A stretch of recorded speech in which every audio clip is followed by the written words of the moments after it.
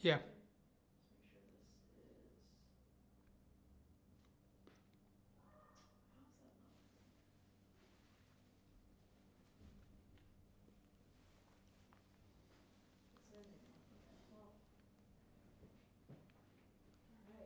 we are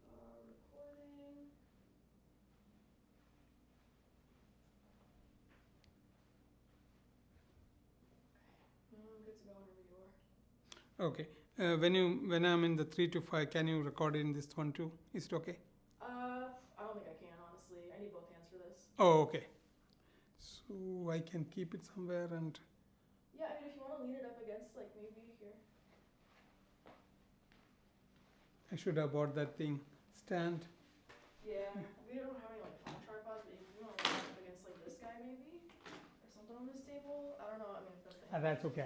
I can. You can cut me 3 to 7 and send it to me. Is it possible? When I do that thing, you can cut a small portion of the video and send, because I have to create a video on what are the new techniques I'm using for teaching. So, like, cut a separate segment of it? Yeah. Yeah. This thing will be normal, but you can just do the 30 seconds of that and 30 seconds of the other one. Okay. Just send it to me, because then I can create. I thought that Nathan was here. He helped me last time to create a video on my different techniques I use in teaching. Yeah. Yeah. Okay, let me just make a note of that, because otherwise I will forget. Okay, so send 30-second clip of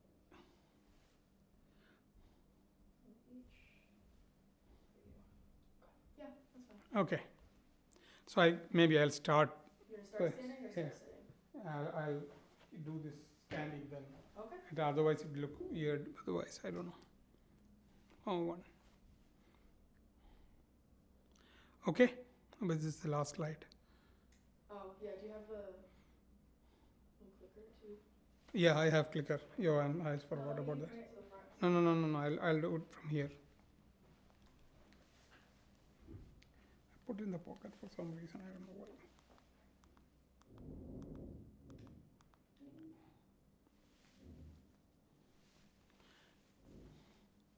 Okay.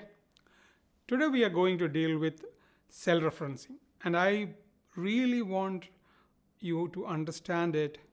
I'm trying to demonstrate it in a very fun and simple way so that we remember it.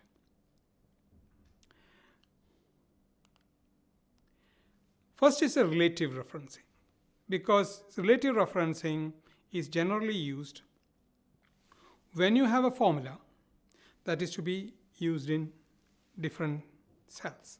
You simply use a relative referencing. So what you are saying is, relative to this, apply to this. So you just drag it, select the cell, drag it towards the right or drag it towards down. So the formula actually gets repeated. So apply the same calculation to different data sets. So here there is an automatic adjustment where references change relative to new position, and fill handle quick drag to copy formulas across cells. So relative referring A1 plus B1 becomes A1 plus C1 or things like that. So fill handle means you are selecting it and you can drag it towards right or down. Now I'm talking about absolute referencing, which is very, very important to understand. So I'm going to do with the help of shackles or handcuffs and the leg cuffs. You understand, I'm using a way to represent absolute referencing and mixed referencing, what exactly it means. So to understand, start from the basic. I call it kindergarten level. You know that rows are A, B, C, D, and so on. And the columns are 1 to 2 to 3 to 4. So A1 means 1, A2 means it is moving towards the right, the second column, and so on. And B1 is again going down. It's very simple. A is the row, and this is the column 1, 2, 3, 4. Now, remember, you have to remember this as a example of a shackle or a handcuff. So what happens is that we could put a dollar sign.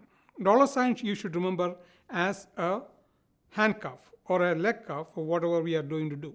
So what you are going to do is whichever you want to keep it not changing or keep it fixed, you put a dollar sign for that.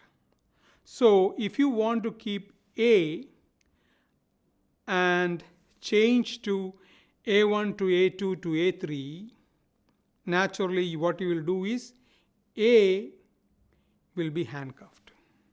So this is, you are making A doesn't change. When you move the formulas, only it is moving towards the right, A1 to A2 to A3.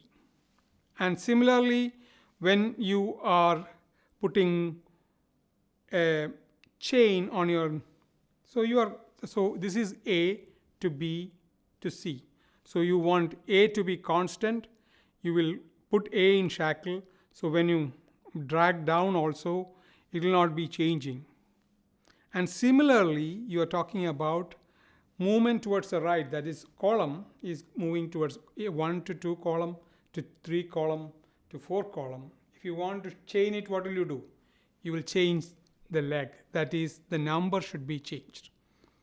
In simple terms, A if you are considering as the row and B and the number you are considering as the column, when you want the column to be unchanged, you will put shackle on that, or and when you don't want to change the row, you want to keep it in handcuffs, and you will put leg cuffs, or the number is cuffed when you have to make your column intact. What will you do when you want to have the row and the column intact or unchanged?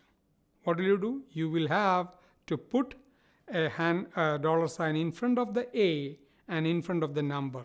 So if you put $A, $1, for all the calculations, it will be taking that A1 and it will not be changed even though you drag it towards the right or down. Let us look at one more. So when in absolute, that means your hand is also cuffed and your legs are cuffed. The rows are cuffed, the columns are cuffed. When you make it column absolute, that means you are actually trying to keep what exactly is absolute is in shackles.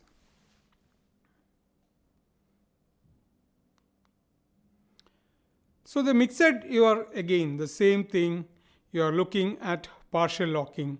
That means you are either locking the row or either locking the column. That's it. So the mixed reference examples is, the best example is that if you want to have the row A is fixed and it changes A2 to B2, it will be row A2 and B$1 if you want the column to be intact. So you can apply the shackle or remember that the dollar sign is the key. Whenever you put a dollar sign in front of something, it makes it intact. That's all.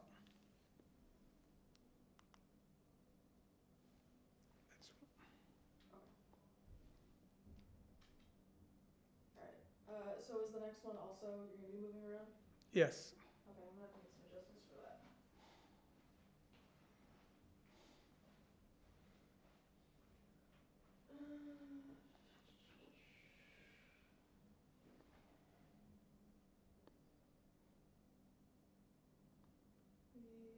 Mastering text data? Yeah.